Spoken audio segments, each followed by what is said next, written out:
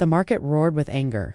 A hand snatched scraps from a stall. Cries rose like fire. Thief! Chase her! Feet pounded the dust. Children laughed, tossing pebbles that stung like hornets. Cursed one! Hungry rat! An elder's finger cut the air. She is cursed. Leave her with nothing. More stones flew. She shielded her food with both arms. Shame burned, but her feet carried her forward. Dust swallowed her tears. Dust carried her anger. The forest opened like a dark mouth. Hunger twisted her belly, but her legs would not stop. The mocking voices faded behind the trees. If they don't want me, she muttered, I will find my own place. The grass parted. A hidden trail appeared, narrow and strange. A bird screamed above, sharp as warning. Her eyes narrowed. What is this way? I must see. The path ended at a broken dwelling. The roof sagged like tired shoulders. Windows gaped, empty eyes staring. Vines coiled, gripping the walls. Her breath caught. Who lived here before? The door groaned when her hand touched it. A wind, cold as bones, swept across her face. Dust rose, whispering of old things. Fear pressed at her chest. Better ghosts than hunger, she pushed. The house moaned as though it remembered pain. Chairs slept under webs. Dust lay heavy, thick with silence. This house still remembers, she whispered. Her eyes searched the shadows. Every corner looked back. She straightened her shoulders and stepped further in. This place is mine now. A voice from memory returned. Never give up your courage, she whispered back into the silence. But where are you now? The memory of sickness stung like fire, yet her voice did not break. She stood firm, her breath steady.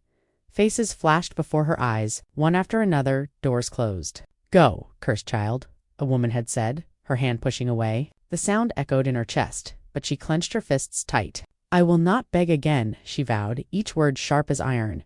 Her stick pressed against the roof.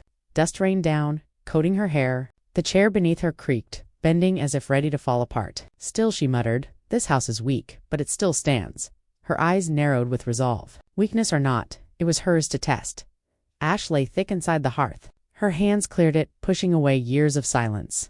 2 cracked pots sat forgotten, their sides scarred but unbroken. Her lips curved as she declared, I can cook here. I can live here. The words struck the air like sparks, refusing to fade. She stood tall in the dusty center, feet planted strong. Her chin lifted high as her voice rang. If no one wants me, then I'll claim this house. The walls groaned in reply, as if they too had waited for such words. Weeds tore free beneath her grip, roots snapping in protest. Her shawl swept the dust, each stroke quick and fierce. The air grew clearer with every movement. The house began to breathe again. A tune rose softly at first, a melody her mother once sang. Her voice grew stronger. Dust may cover me, but dust will not own me.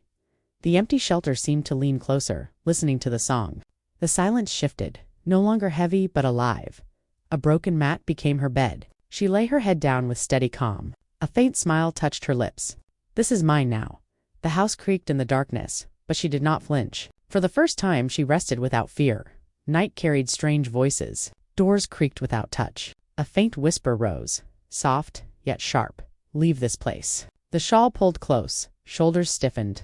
A steady breath answered, no, I will not run hand-struck stone until sparks jumped. A flame caught, crackled, and rose. Shadows bent and stretched, twisting like spirits dancing on the walls. The fire was fed higher, and a bold murmur followed. If spirits watch me, then let them see my strength. While sweeping, a palm scraped against rough lines. Strange marks hid beneath the dust. The fire's glow kissed them, and the carvings answered with a faint shimmer. These are not just scratches, came the whisper of discovery. They are marks of power. Old stories surfaced told by firelight long ago. Tales of healers who carved signs to guard their homes. This was no cursed house, came the voice, steady and sure. It belonged to someone chosen. Eyes sharpened, chest lifted with pride. Children whispered in fear. The orphan sleeps with ghosts. Elders muttered with warning. She will bring bad luck to us all. The words carried through the wind, but the answer was firm. Let them speak. This place is mine. Greed stirred like hunger. Eyes watched from shadows. That land should be mine, came the hiss of envy. I will drive her out. Feet circled the path at night, pausing at the sight of fire glowing within. Jealousy burned hotter than the flame inside. Heavy steps broke the silence. A door shook under force. A man's voice cut the dark. Leave, girl. This land is wasted on you. The answer came like iron. This house chose me. I will not leave. A hand lunged, grasped an arm. She tore free, fire blazing in her eyes. Even if you curse me, I will not run. On the wall the carvings glowed brighter, as though siding with her cry.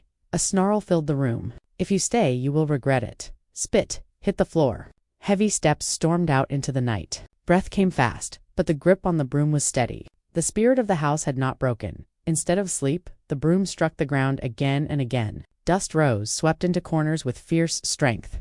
"If danger comes, I will face it," came the whisper, sharp as a vow. "This house will shine again." The fire crackled in answer, as if the house itself agreed.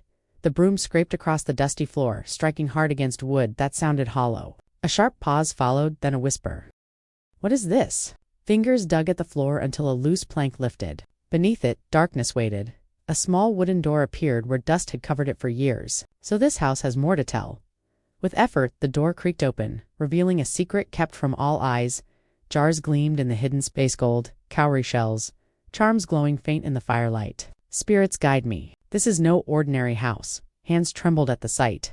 Yet courage lit her eyes brighter than the gold. A sudden wind swept through, snuffing out the fire. From the shadows, an old woman glowed with light not of this world. Her voice carried power. "Child, your courage has awakened what others feared." Knees touched the floor. Words, soft and steady. "I only wanted a home, not riches." The spirit smiled, warmth filling the walls. "That is why you were chosen." The house seemed to breathe.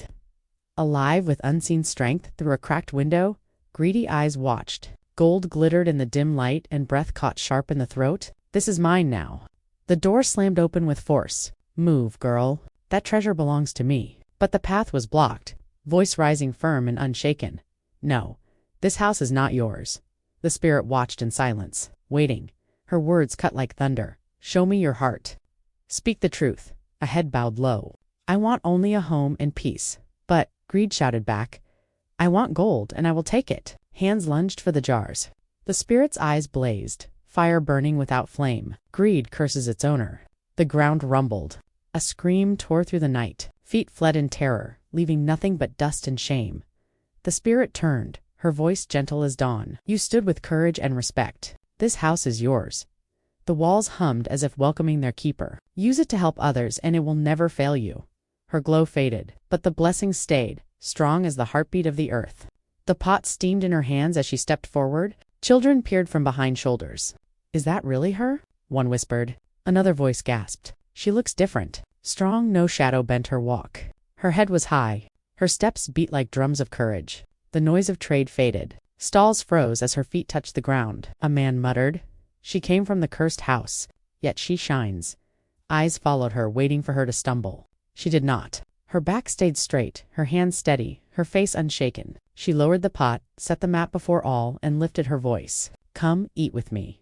The hungry rushed forward, bare hands reaching. Elders held back in silence, watching. The air filled with the rich smell of yam and stew. The earth itself seemed to hunger. One elder whispered, "The spirits walk with this girl." Another answered, "She must not be harmed." The house chose her. Their eyes turned, sharp as knives, toward the greedy one who watched. He stepped forward, fists tight, words burning on his tongue. An elder's hand rose. "Stay back." The spirits cursed your greed. His chest heaved. His fists clenched, but the weight of shame was heavy. His steps carried him backward. A young voice rose from the crowd. "Will you send us away too?" Her lips curved into a steady smile. "No. This house is for all who hunger." The children pressed closer. Their eyes no longer feared. Their hands reached with trust. She walked ahead and they followed like a river. Inside the house, mats spread wide. Bowls filled. Voices lifted. "No one will leave empty," she said. The house once silent now shook with laughter. The walls no longer cursed, but blessed. From afar the villagers watched. Whispers carried like wind. "The cursed house now brings blessing." Some bowed their heads. Some placed hands on their hearts. Respect returned like rain after drought. She hummed the village song, her voice clear and steady. Each note carried pride, each tone told a truth strength had returned. Fear bends the weak, but courage shapes the strong. What was once cursed now gave life. Whispers rose, she walked into shadow and came back with light. The house no longer brought dread, but blessing. The greedy one stood with empty hands. His hunger for land brought only shame. The elders spoke. "A greedy hand gathers dust, not harvest." He turned away, his head low, his strength gone. She never boasted, never begged. Her steps were quiet, but her spirit carried weight. The spirits listened. The elders nodded. The earth lifts the humble higher than the proud. Once she was called worthless. Once she was mocked as small. Now voices whispered, "The small pot still feeds many mouths." Children gathered around her mat, eating with joy. The forgotten child had become the one who gave plenty. When others would run, she stayed. When others turned back, she stepped forward. Her stand turned fear into respect. Respect grew into honor. The people said, "Her boldness opened a path for us all." No longer orphan, no longer outcast. The cursed house had become her home. The children laughed. The elders watched. The tale closed with the words, "Ama found more than a home. She found her place in the world."